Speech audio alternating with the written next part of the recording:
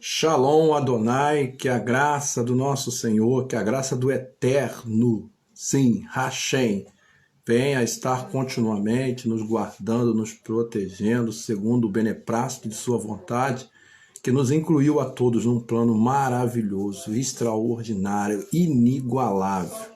Graça não só significa imerecimento, aquilo que não merecemos, como também significa proteção à vida, cerco à vida. Então essa graça que nos mantém de pé, essa graça que é o sustentáculo e que nos aproxima de Deus por meio da fé, que essa graça, meu amado, minha amada do Pai, esteja continuamente nos abençoando e nos ensinando, nos orientando, também com a unção e por intermédio do Santo Espírito de Deus, para que possamos continuar a nossa caminhada de fé, esperança e amor. Em nome de Cristo Jesus. Está entrando no ar mais um de nossos encontros que já se tornou uma rotina e que tem nos ajudado por demais, num momento como esse, a encontrar uma palavra de edificação e, sendo edificado, também poder edificar tantos quanto o Senhor nos permitir. E hoje nós teremos a presença do Bispo Caleb, nosso bispo da primeira região, no Rio de Janeiro, que vai estar conosco, discorrendo num nível de bate-papo teológico envolvente, contagiante e instrutivo, acima de tudo, a respeito da herança de John Wesley, o nosso patrono. Sim, todo o legado que ele nos deixou, tanto na área teológica, quanto por sua própria vida, sua história, sua historicidade de vida, sua caminhada, e que nos mantém de pé. E louvado seja Deus por isso, enraizado, exatamente, enraizado, mantendo a nossa caminhada numa crescente. E, momento como esse, é importante, por demais da conta, nós afirmarmos as nossas bases, buscando cada dia mais, não só incentivar, mas nos envolver com essa identidade maravilhosa, essa identidade wesleyana. Nosso bispo já acabou de entrar, nós vamos aqui estar estabelecendo a conexão, aguardando a conexão. Pastor Gustavo Costa, meu grande amigo, está aí conosco. Nosso pastor Márcio também já está conosco.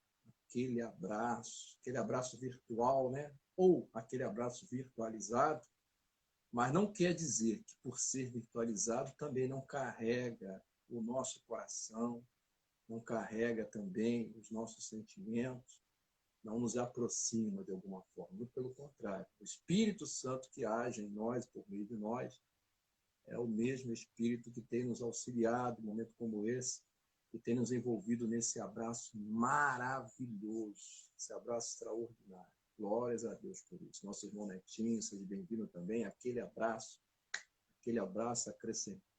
acrescentado pelo Santo Espírito de Deus, que aquece os nossos corações, fazendo-nos estarmos bem próximos. Estou tentando aqui a conexão com o bispo. Vamos tentar mais uma vez.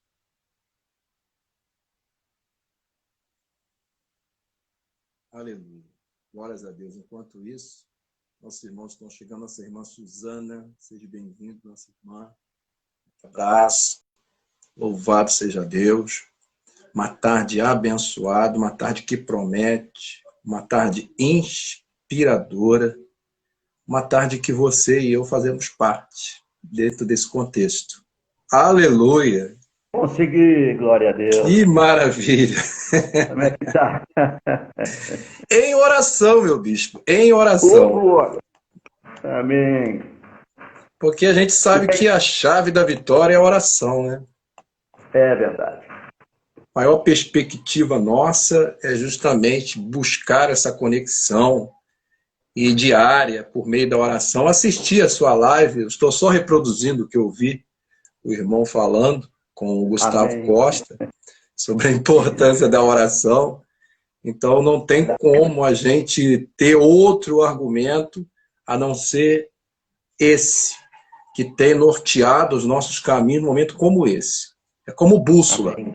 Quer encontrar uma direção, quer encontrar o caminho, quer reafirmar as nossas bases, oração. Oração é que nos mantém de pé.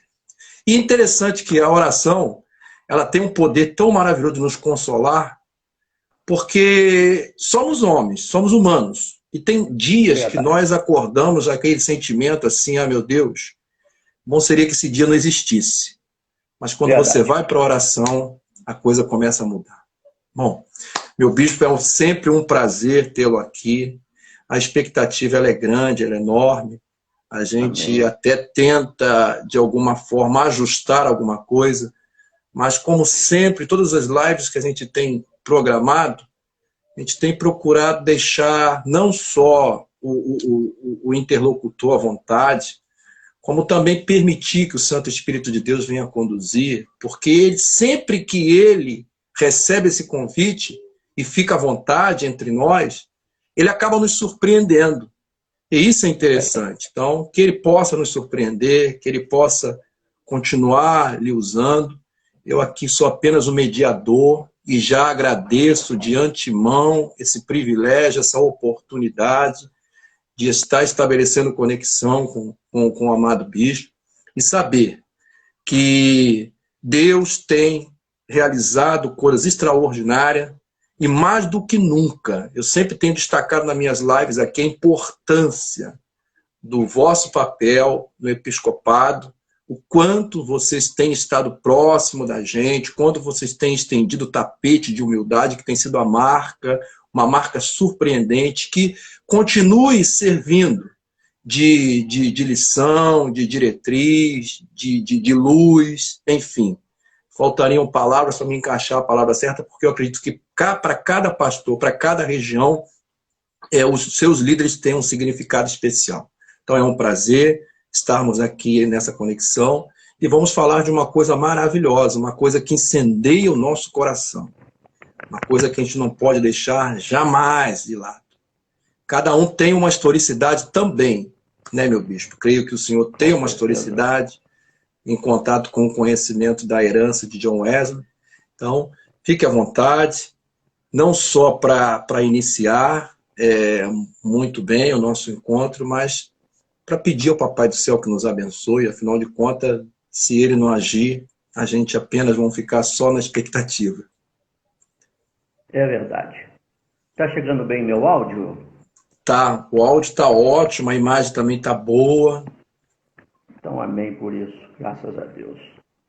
Eu quero agradecer o convite, pastor Júlio César, que me fora feito por você, enviar um abraço a toda a nossa querida região, ao Bispo Elisiário, a todos vocês, Amém. pastor Calegari, a nossa querida igreja, amém?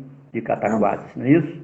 Isso. Deus abençoe vocês e todos que estão ligados com a gente, estão se ligando, estão compartilhando esse momento, para a gente falar da nossa tão bendita herança wesleyana como suporte para a afirmação da nossa identidade, não é isso? Isso.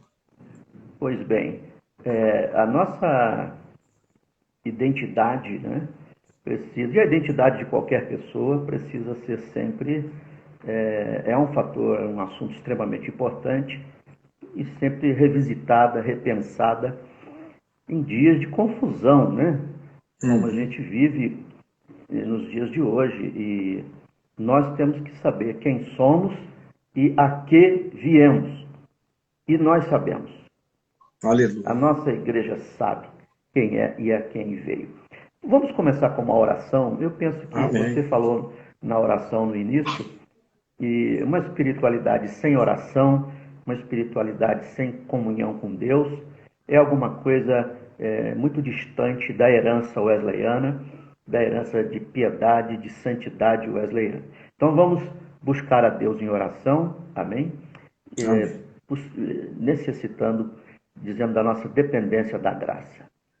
Pai, nós te louvamos e te bendizemos por essa oportunidade extraordinária que temos junto com o pastor Júlio César e com todos que estão conosco nesta live aqui no Instagram, de conversarmos, Pai Santo, sobre a nossa bendita herança, que o Teu Espírito Santo depositou na vida de John Wesley, dos primeiros wesleyanos primitivos, e que quer depositar em nós, e que nos chamou em 67 para resgatar, para buscar, ó Deus, esse resgate daquela herança de santidade, de poder, ó Deus, e de uma doutrina sadia, uma doutrina, ó Deus, fundamentada na Tua palavra, porque aquilo que vem do Senhor nunca passa, nunca envelhece, ó Deus, nunca fica esclerosado, mas a Tua palavra se renova a cada dia, as Tuas verdades são eternas, e ó Deus, livra-nos de querer reinventar aquilo que o Senhor já inventou. Ó Senhor, livra-nos de querer, de ceder a modismos e novidades, ó Deus, que muitas vezes nos seduzem, mas que estão distantes da Tua palavra e da nossa tão linda herança e legado que recebemos. Dirige-nos agora, Espírito, para que possamos Te ouvir, porque Tu és Deus que fala, e fala de muitas maneiras. Abençoa cada colega que nos assiste, cada irmão, onde quer que esteja, em todo esse Brasil e fora dele, para que caminhemos e pensemos sobre essa herança que recebemos do passado, que recebemos não meramente de homens, mas que recebemos do Teu Espírito. Não só a herança, mas também o chamado que recebemos. Eu peço que assim seja, no nome santo de Jesus, para a Tua glória. Amém. Glória a Deus. Bom, eu tenho uma frase aqui, sem querer interrompê-lo, eu tenho uma frase, na verdade eu tenho várias frases do Senhor citadas, né? E essas frases eu tenho absorvido elas e guardado no meu arquivo. Mas uma frase aqui, eu achei que ela se encaixa realmente dentro do contexto em voga, porque ela tem a seguinte expressão de John Wesley: ter uma mente lúcida em um coração quente. Mente lúcida com coração quente. Racionalidade, né? E sentimentos. Uma sólida doutrina aliada à experiência. Então, tudo que ele comprovadamente teve contato, aliado à experiência que ele teve. E numa delas, o coração abrasado. Como também possuir uma santidade mais humana e uma humanidade mais santificada. Aqui eu encaixo o equilíbrio de John Wesley. Então fique à vontade, só como acréscimo, é uma de suas frases que realmente tem nos ajudado muito na afirmação da nossa identidade. Verdade, pastor Júlio, uma das características da identidade wesleyana é o equilíbrio, é esse caminhar junto de uma mente lúcida, que pensa, que estuda. John Wesley foi professor em Oxford. John Wesley, ele dominava outras línguas, escreveu gramáticas, foi esse homem dos livros, esse homem da academia, mas ele foi um homem de um coração inflamado, cheio do Espírito Santo, né? Um homem que as pessoas, quando ouviam, sentiam o poder de Deus, né? Muitos caíam no chão, muitos, inclusive os primeiros metodistas. Wesley foi acusado de ser entusiasta. Esse termo entusiasta na época era uma crítica por causa do aflorar do poder, das emoções, né, do sentimento também, que fazia parte, que Deus tocava nos corações. O metodismo, a nossa herança, é uma herança que nos ensina e que nos mostra o valor não só de entender Deus, mas de sentir Deus. A gente não pode caminhar só para o lado da razão. Por isso a gente tem um quadrilátero para equilibrar essas coisas, o quadrilátero wesleyano, que faz parte da nossa herança, escritura acima de tudo, tradição, razão e experiência. Essas coisas são valorizadas no legado metodista wesleyano. Mas eu queria começar dizendo uma coisa para você, pastor Júlio César. O metodismo não nasceu como denominação. Vamos começar por aí. O metodismo nasce como um movimento, um mover de Deus. Um movimento em corações de jovens lá em Oxford. Nasce, claro, na casa dos Wesley, com Susana e com aquela família piedosa, mas a gente nota aqueles jovens ali em Oxford, na Universidade de Oxford, se reuniam semanalmente para jejuar, orar, estudar as Escrituras, ali eles recebem o apelido de metodistas. Aliás, os apelidos deles nos fazem pensar que apelidos nos dariam hoje. Por exemplo, apelidados de metodistas, eles eram disciplinados, metódicos. Outra vez eles foram apelidados de traças da Bíblia. Veja o amor que eles tinham pelas Escrituras, pela palavra de Deus, não é? O metodismo dialoga muito com a reforma, com o sola escritura, porque coloca a Escritura acima da tradição. Não é como o catolicismo romano, que coloca a tradição no mesmo nível da Escritura.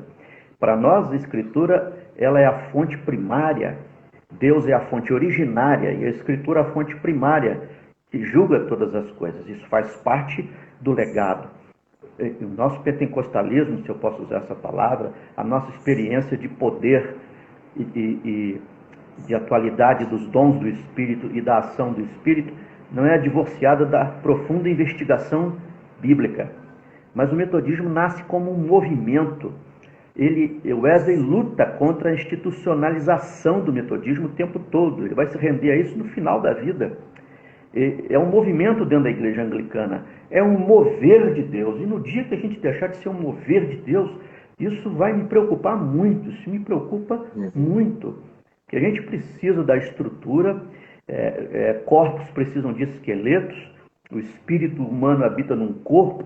E o corpo é a grande metáfora da igreja. Quer dizer, a igreja precisa de estrutura, de corpo, a igreja precisa de organização.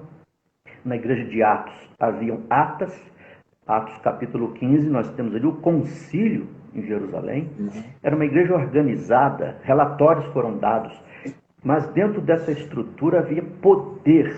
E aí a unção de Deus, né? O mover do Espírito. Nossa denominação, ele tem que ser maior, ele tem que ser mais importante até mesmo do que a estrutura. Então, eu queria lembrar a todos os wesleyanos, né, que a coisa começa como um mover de Deus, depois a coisa é institucionalizada. A gente nunca pode deixar de andar no Espírito e nunca pode perder esse movimento do Espírito, né, de Deus, que ele jamais contradiz as Escrituras, ele jamais vai nos levar a um misticismo, a um esoterismo, jamais vai nos levar a esse descambar com um emocionalismo neopentecostal, uma coisa assim, o barulho pelo barulho. Não vai nos levar para isso.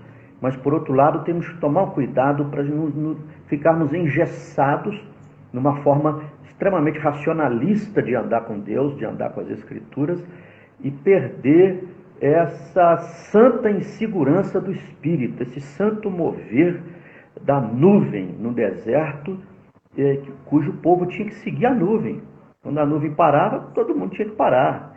E quando a nuvem seguia, todo mundo tinha que seguir. Ninguém podia andar fora da proteção da nuvem de glória, que de dia ela protegia do sol, mas que de noite ela brilhava, né?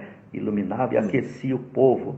Então, essa questão do metodismo, para eu penso que o metodismo wesleyano, ele deve beber, ele foi chamado para beber na palavra de Deus acima de tudo, nas Escrituras, mas no metodismo primitivo, não no metodismo norte-americano, depois que o metodismo com Francis Asbury, com Thomas Cook, foi uma bênção nos Estados Unidos, mas houve alguns desvios.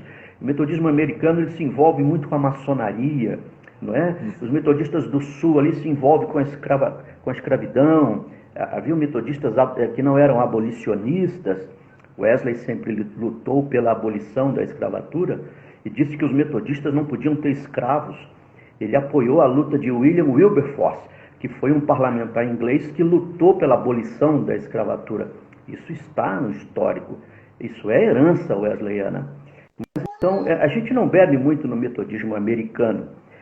Nós queremos beber no metodismo primitivo e olhar para o século XVIII, olhar para o berço da coisa e tirar dali a nossa identidade. Eu penso que foi para isso que a Igreja Metodista Wesleyana foi chamada em 67.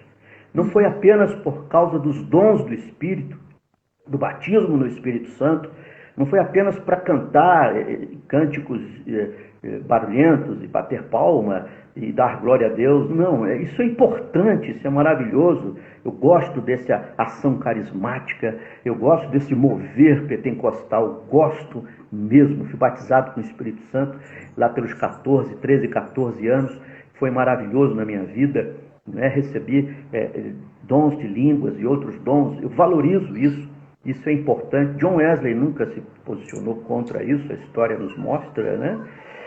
Mas é mais do que isso.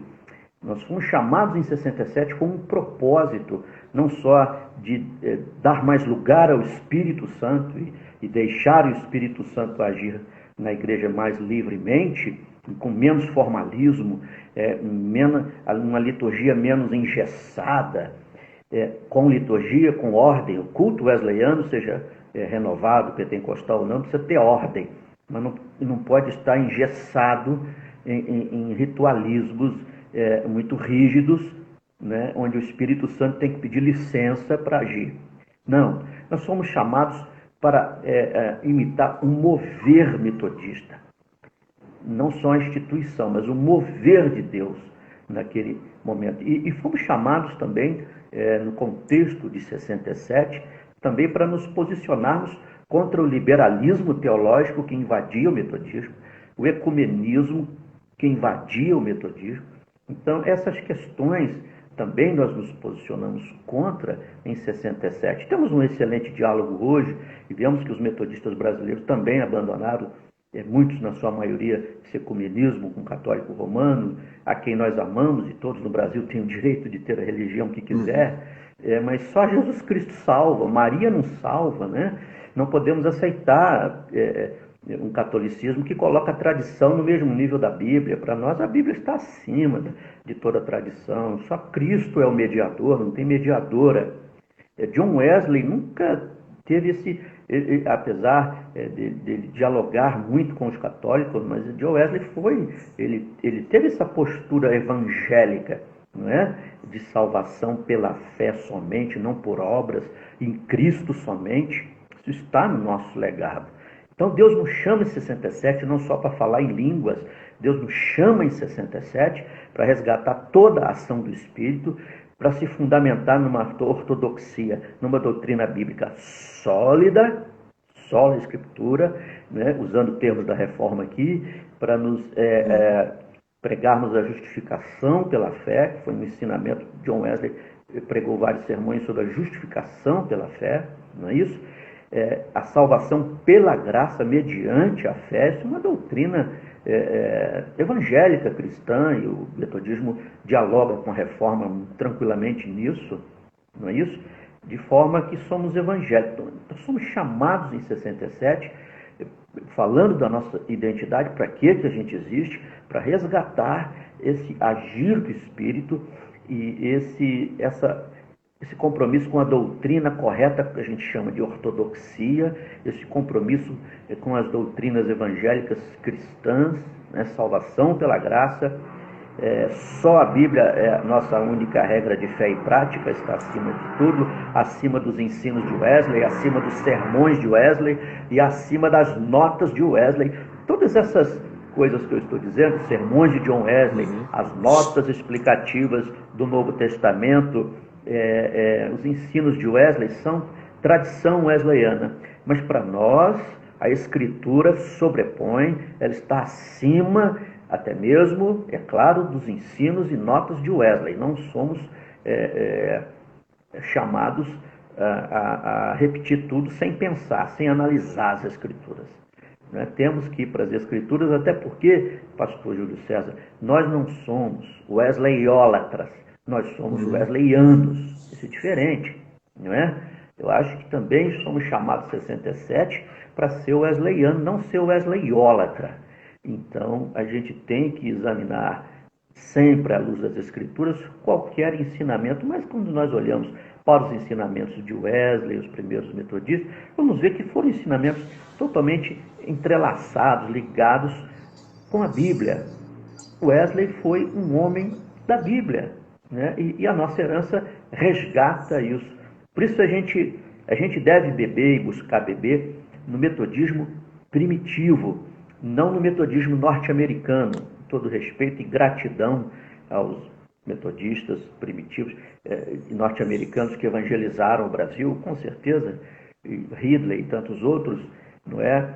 Mas houve alguns desvios que a gente precisa repensar, como nós não adotamos a maçonaria, entendemos que, né, esse tipo de sociedade secreta, que tem ranços do paganismo, alguns desconfianças e ensinos pagãos, não serve para nós, nem ecumenismo com católicos romanos, porque nós entendemos que os católicos romanos estão perto, mas ainda não chegaram lá, eles precisam converter a Cristo, e somente a Cristo como Salvador de suas almas.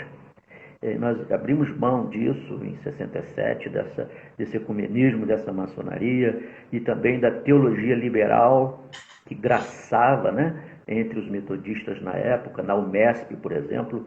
E falo isso com muito amor e muito respeito aos amados irmãos metodistas, meus amigos a quem eu amo, a quem somos devedores também, com certeza, muito devedores, mas há um porquê da gente existir, há um chamado em 67, né?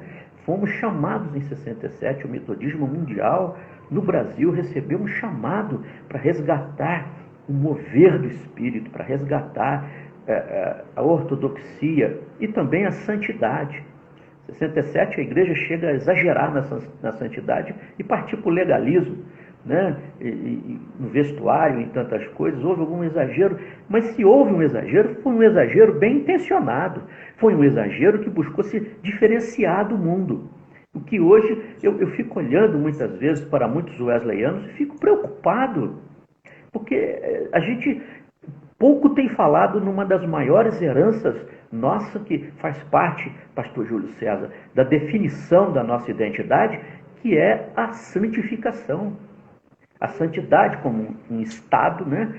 E a santificação como um processo para chegar à santidade. Nós temos que falar mais em santificação.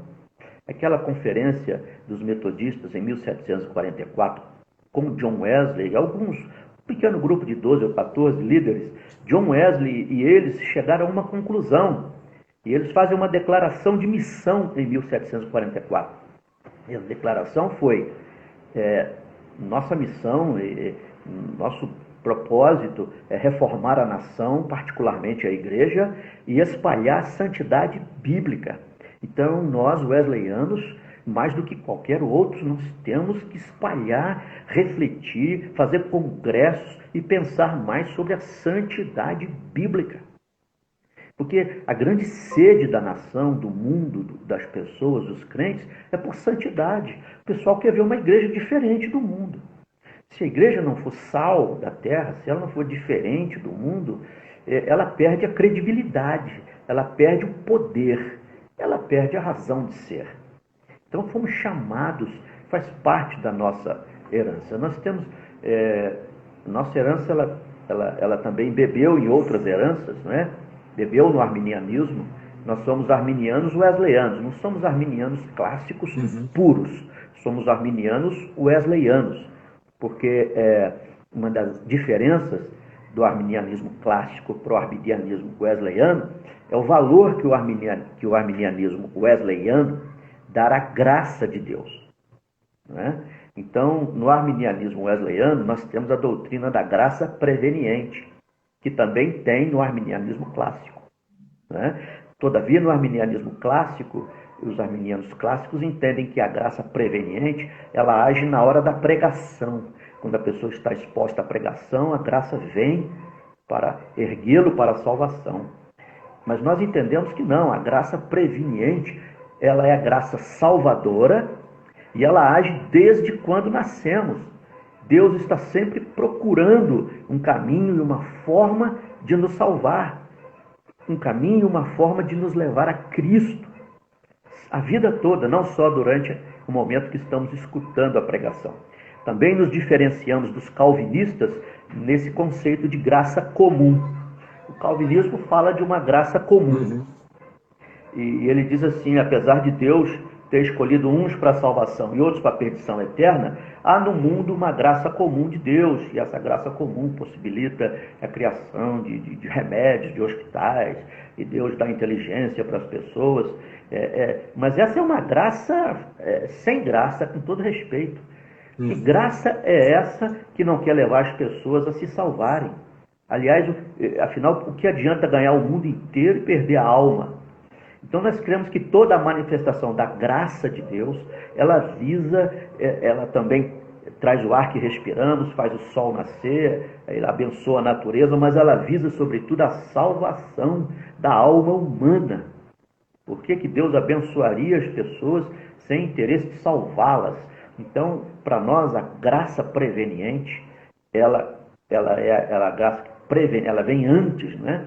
Ela é iniciadora do processo de salvação, mas ela não acontece só na hora do sermão, não. A todo tempo Deus está dando toques, Deus está chamando, Deus está tocando, Deus está mostrando alguma coisa, Deus está falando de alguma forma na vida da pessoa a todo tempo, até o dia dela responder a esse convite positivamente. Porque essa graça de Deus para nós é a manifestação do amor de Deus. E o amor, que é amor de verdade, ele não te engana e não te coage também. Ele te convida, ele te chama, mas não te coage. Por isso a graça pode ser resistida. A graça não é irresistível, ela é resistida, né? E a Bíblia está cheia de textos assim. Jerusalém, Jerusalém, quantas vezes, disse Jesus, eu quis te ajudar, mas vós não quisestes, né? Então, há muitos textos da Bíblia que vai mostrar a graça se aproximando, a graça convidando, naquelas parábolas de Jesus, todo mundo para o banquete, mas nem todo mundo quer ir, de forma que essa graça trabalha para nós a vida toda. Então, essa doutrina da graça mais expansiva é diferente da graça meramente do arminianismo clássico. Também nós cremos numa graça que santifica, a graça santificadora, que é a mesma graça que te chama para a salvação, ela também é a mesma graça que vai te santificar. Nós cremos que a justificação pela fé é a porta de entrada. Wesley usava essa ilustração da casa, né? A varanda da casa é a graça preveniente. Você está na varanda, mas essa graça quer te levar para dentro da casa. A porta da casa é a justificação pela fé, é Cristo, justificados em Cristo pela fé. E o interior da casa é a inteira santificação, é a vida em santidade com Deus, onde a graça quer te levar. Então a graça te convida, a graça te salva mediante a sua fé em Cristo, que ela te ajuda, que ela te proporciona, e a graça te santifica. Graça salvadora, graça santificadora e, por fim, a graça glorificadora, que vai te levar para o céu e te dar um corpo glorificado, uma vida eterna. Então, a graça em Wesley é muito forte, mas é uma graça responsável.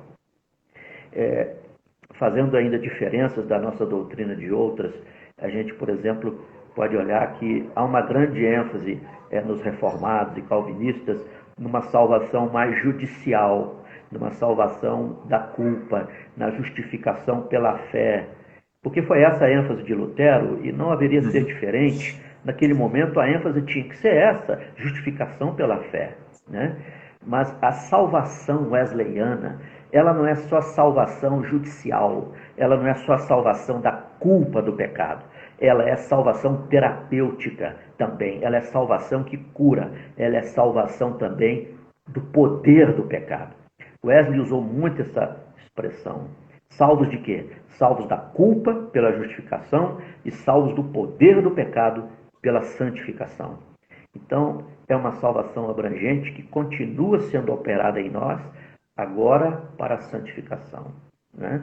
Então, a salvação se mostra não só judicial, quando obtemos pela fé a justificação, judicialmente, diante do tribunal de Deus, estamos salvos. Cristo pagou a pena, a expiação foi completa. Mas também uma salvação do poder do pecado, porque é Ele que não só perdoa os nossos pecados, né? Mas também nos purifica há perdão e há purificação na salvação wesleyana. Então, você continua sendo salvo de si mesmo, da sua carne, dos seus pecados, e isso vai te levando à santificação. De forma que a nossa herança é muito completa, é uma doutrina que tem muito a ver com a vida cristã, tem muito a ver com o testemunho cristão, e tem uma ênfase nessa salvação terapêutica, nessa salvação que te cura, né? Nessa salvação que te transforma também. Mas a nossa herança é grande e tem muita coisa. Nós poderíamos falar do sacerdócio universal dos crentes, que não só foi uma doutrina da Reforma, mas é uma herança wesleyana. No tempo de Wesley, os leigos não podiam pregar, só quem era clérigo ordenado. Mulher, então, não podia mesmo. Mas Wesley abre os púlpitos para os leigos pregarem, para as mulheres pregarem, né? A gente vê isso na herança tão grandemente. Então, a nossa igreja não pode ser a wesleyana brasileira de 67, não pode ser uma igreja clerical, uma igreja de clérigos. Ela tem que ser uma igreja do povo. As pessoas podem pregar, as pessoas devem pregar, as pessoas devem ensinar a escritura nos pequenos grupos, nos púlpitos. Todos são sacerdotes. Para Wesley, todos podem pregar, desde que tenham chamado, desde que tenham uma vocação, desde que realmente provem que nasceram de novo, claro, óbvio, né? Mas não há um clericalismo mais assim, na visão wesleyana, mas há assim, uma abertura de sacerdócio, um entendimento que todos são sacerdotes, né, do Senhor. Isso é uma herança wesleyana, e wesleyana não pode clericalizar, né? Tem que ter, óbvio, tem que ter os ministros ordenados, isso faz parte, é importante. O estudo da doutrina e da teologia não pode ser abandonado sob pena de nós perdermos os trilhos e sermos levados por qualquer vento de doutrina. Mas mesmo os que não tiveram um estudo formal da teologia, podem e devem pregar o Evangelho de todas as formas, em todos os lugares. Eu cresci na igreja wesleyana ouvindo meus presbíteros, irmãos, diáconos pregando, homens cheios do Espírito Santo, que edificaram a minha vida. Não foram só os pastores pregando, não é? Essa gente simples, esse povo de Deus, da igreja, pessoas com outras formações, médicos, advogados. Eu tenho uma tia que é advogada, é uma verdadeira pastora, pregadora. Então essas pessoas que não têm uma ordenação, elas têm lugares, elas têm espaço na herança wesleyana para pregar, para ensinar, seja no pequeno grupo, no GECEL, seja no púlpito, seja numa escola dominical ensinar, desde que estejam preparadas. Obviamente, essa é outra característica da nossa unção, da nossa herança, do nosso legado, desse movimento metodista que surge no século XVIII e vem para se tornar o avivamento de maior duração da história, porque ele começou e nunca acabou. Os despertamentos americanos, de Finney, de Moody, todos eles tiveram início, meio e fim. Mas o de Wesley continua impactando, continua reunindo gente. Maravilha. Até hoje. Que maravilha. A gente fica tão encantado que, assim, é o meu desejo. Eu acredito que todo wesleyano ali se sente à vontade quando a gente traz esses assuntos, esse legado, porque a gente vai elencando como o irmão foi elencando e vai encaixando, e a gente vai vendo que é um evangelho tão simples, é uma teologia tão simples, faz com que verdadeiramente a teologia se aproxime do povo, como a palavra ela precisou chegar ao povo.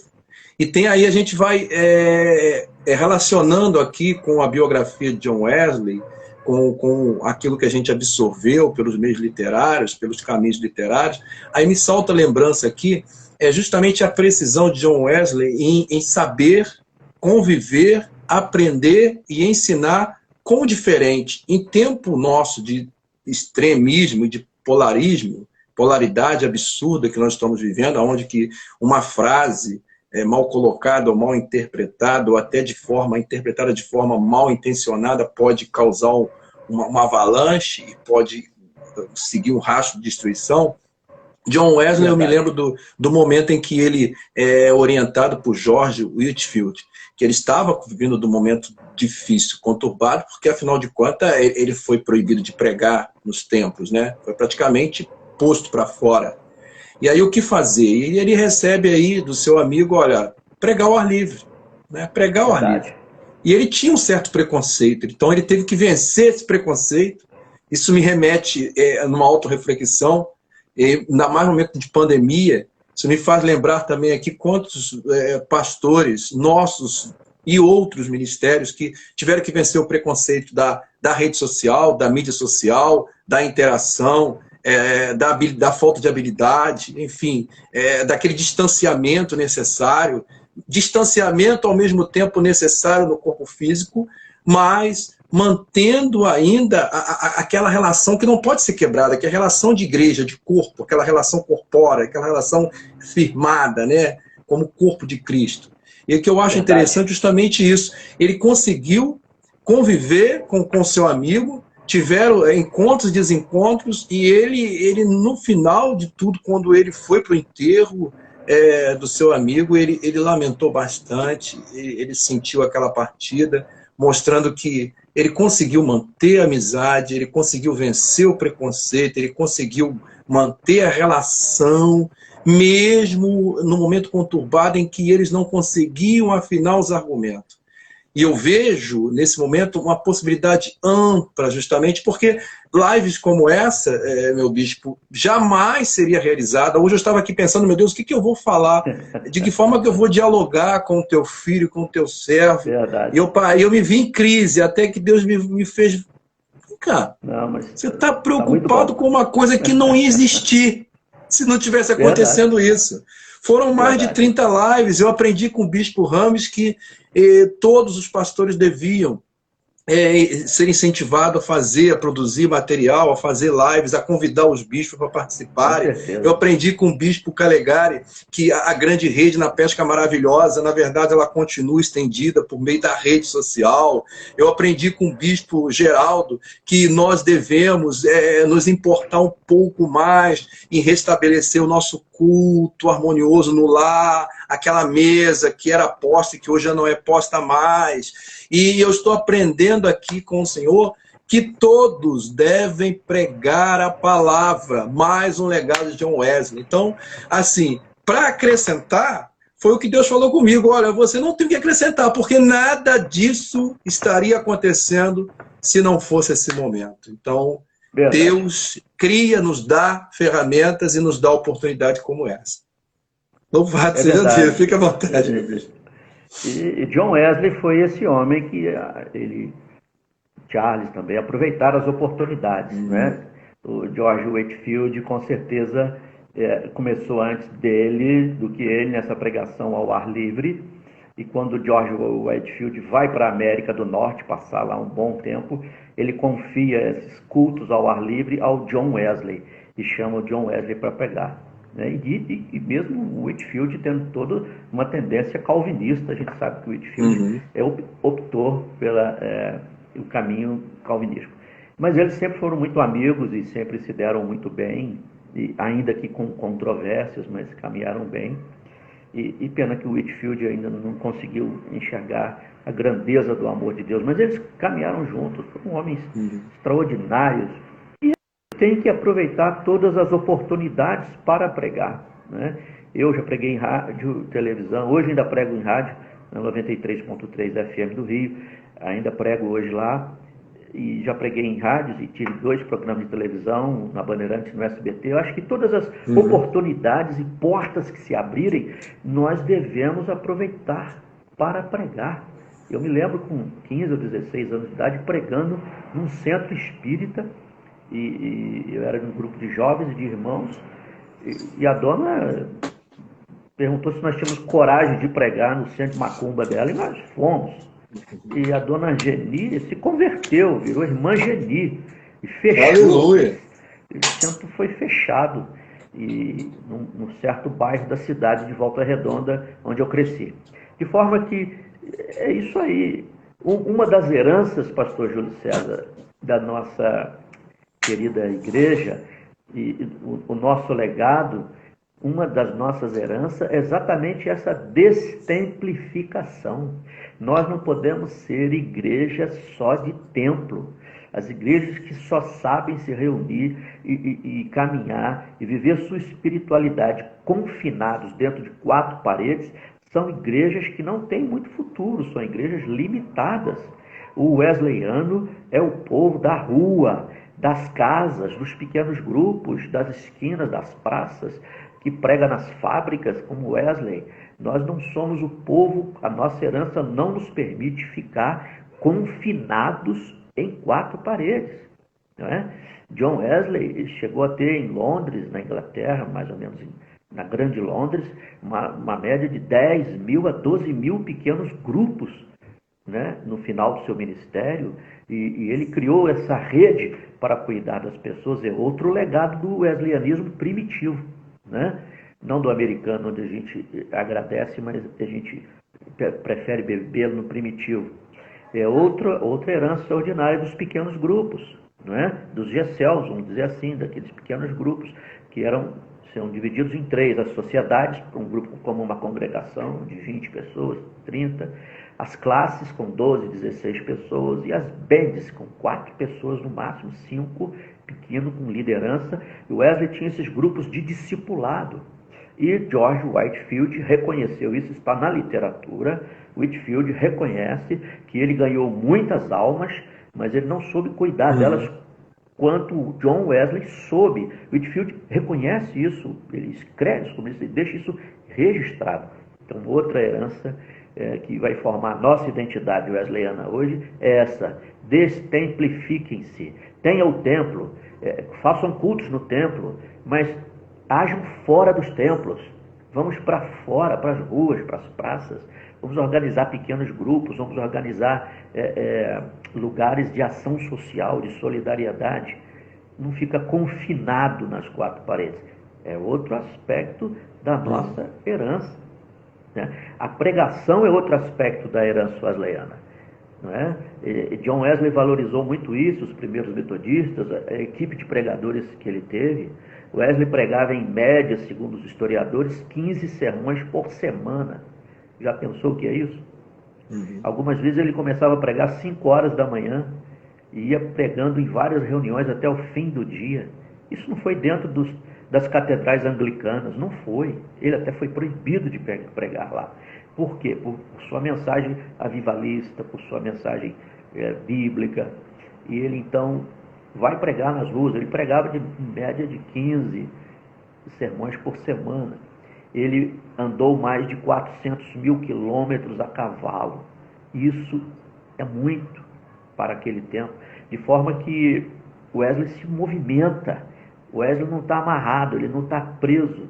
E hoje a gente pode também usar aí, não precisa de um cavalo, basta um celular, um smartphone, vai mais longe que um cavalo, né?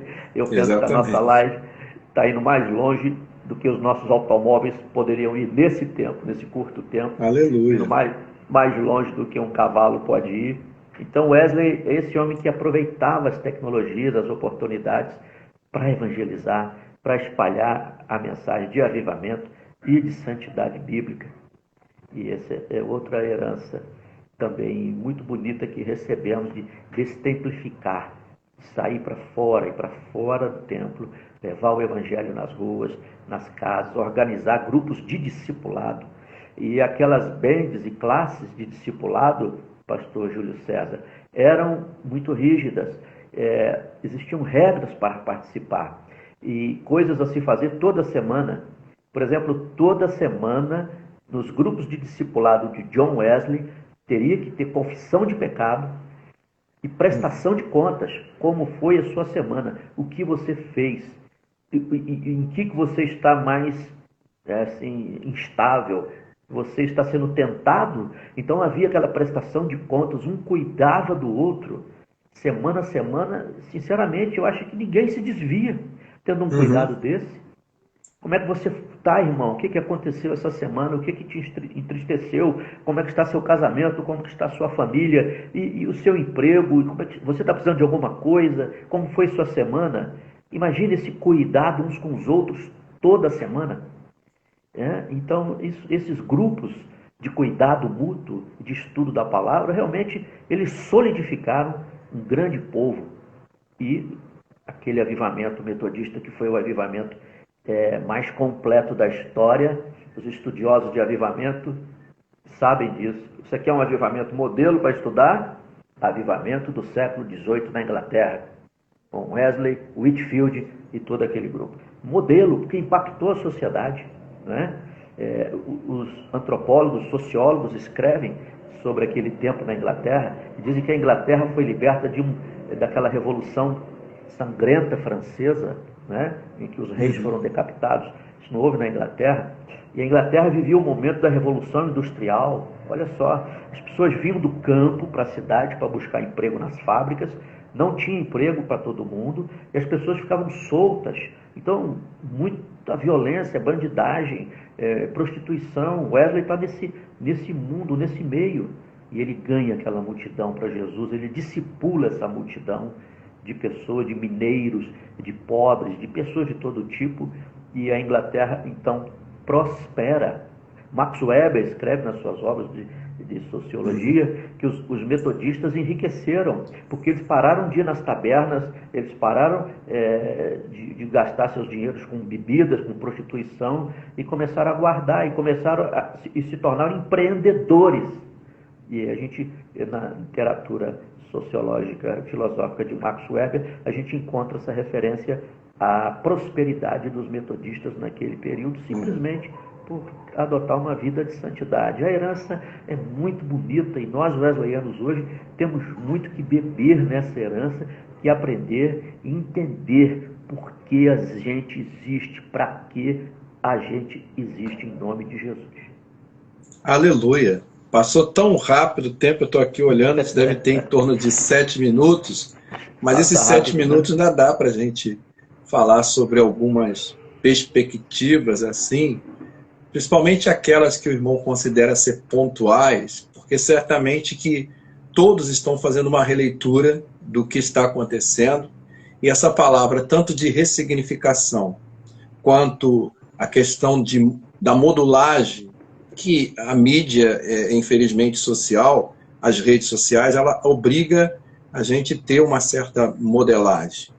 Mesmo porque a gente sabe que para produzir um encontro como esse, uma conexão como essa, a gente precisa de estar ajustando algumas coisas e não deixando a sensibilidade de lado.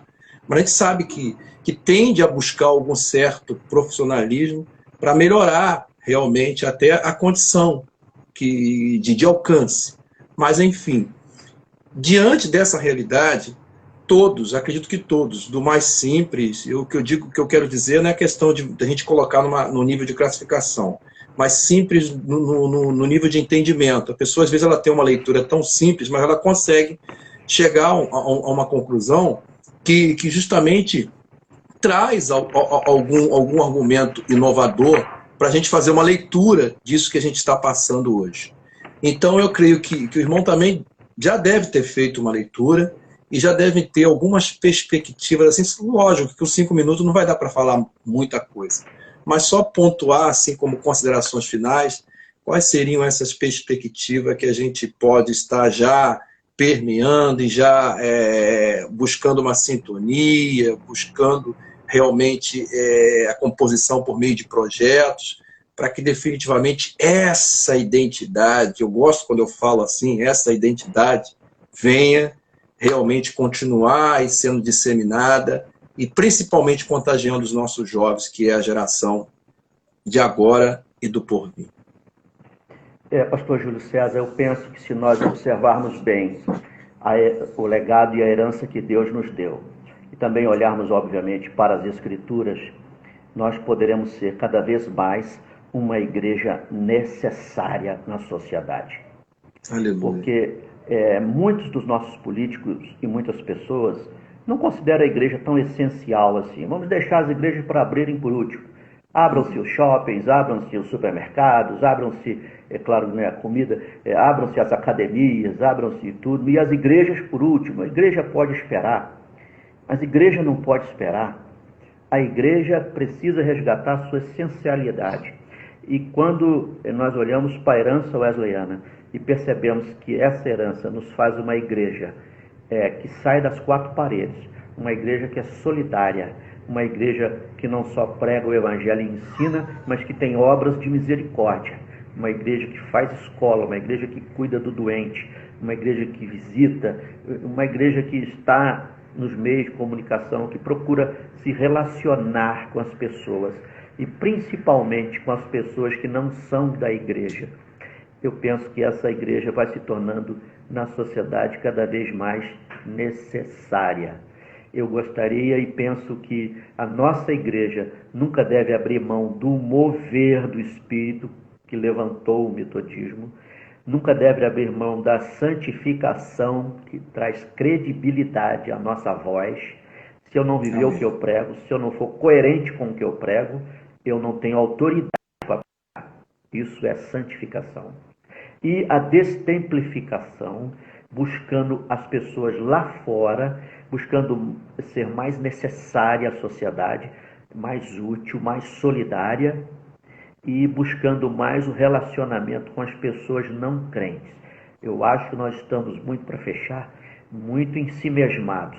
Encontro distrital para crente, congresso para crente, encontro distrital para crente, conferência para crente, seminário para crente, palestra para crente, é tudo só para crente. A gente só faz coisa para crente. A gente tem que fazer as coisas para fora, voltar para as ruas e chamar os incrédulos para Cristo, nas casas, nas mídias, quaisquer mídias que a gente tem acesso, destemplificar, se aproximar mais da sociedade sem Deus, porque isso é legado wesleyano. É por aí. Aleluia. O senhor tocou num ponto-chave, porque eu fui forjado, eu preguei em trem, preguei em ônibus, preguei em praça, aleluia. Preguei na rua, visitei presídio, hospitais, e assim a gente acaba construindo uma historicidade e vai relacionando realmente.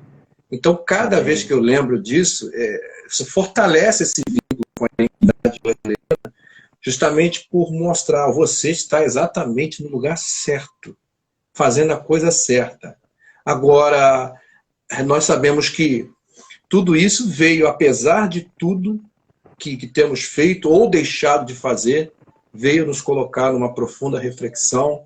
E eu acredito, meu bispo, que nós estamos buscando construir pontes para, quando passar isso tudo, já projetar lá na frente.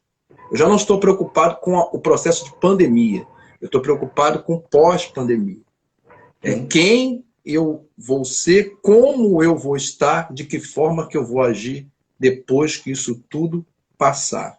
Então é essa a preocupação, a perspectiva com relação à igreja que o irmão pontuou muito bem aqui, e que nós possamos permitir que os nossos corações sejam abrasados. A grande lição nesse momento que Deus está nos dando e podemos aprender é que pessoas são mais importantes do que coisas, do que estruturas. Então, tenhamos as estruturas, tenhamos a organização, mas amemos e nos apaixonemos pelas almas, pelas pessoas humanas, pensando em jeitos de estar junto delas, de buscá-las, de abraçá-las, de cuidar delas. Gente. Aleluia. Uma igreja definitivamente inclusiva, né? Que seja também comunitária, não apenas local, que possa estar próxima da comunidade, como o nosso pastor hoje, ele ilustrou na live dele. Realmente, que assim seja. Bom, meu bispo, tudo que é bom dura pouco, tudo que é bom acaba, a não ser o Espírito Santo, que é eterno e que dura verdade, até quando o papai... Ô, Júlio, eu quero deixar um grande abraço ao Bispo Elisiário, viu? Amém, glória a Deus. Dívida e amor, o Bispo Elisiário foi um discipulador, é um discipulador na minha vida, a quem eu devo muito ao meu mestre, Bispo Elisiário. Um abraço para ele. Amém. Hoje nós estamos com uma cadeia aqui muito boa, temos o pastor Calegari, temos o pastor Alexandre. Abração no Calegari, a quem eu amo, a ele, Bispo Calegari, toda a família querida, viu? Tem 1 minuto. Vou pedir ao irmão que eu faça uma oração justamente específica em cima dessa realidade que nós comentamos, de uma igreja mais inclusiva. Se sobrar tempo, a gente se despede. Amém. Pai, obrigado por esse momento tão especial. Faz-nos, ó Deus, rever lá e olhar para trás e vermos o que o Senhor fez, não só no século XVIII, na década de 60. E oramos pedindo, faz de novo, Senhor. Que o nosso Aleluia. coração se inflame. Glória ao teu nome. E que não fiquemos apenas presos e confinados dentro de paredes de concreto. Aleluia. Mas possamos ir lá fora buscar os pecadores, porque o Senhor os ama a todos e incluiu Aleluia. a todos no teu plano de salvação. Que assim seja. A tua bênção esteja sobre o pastor Gil.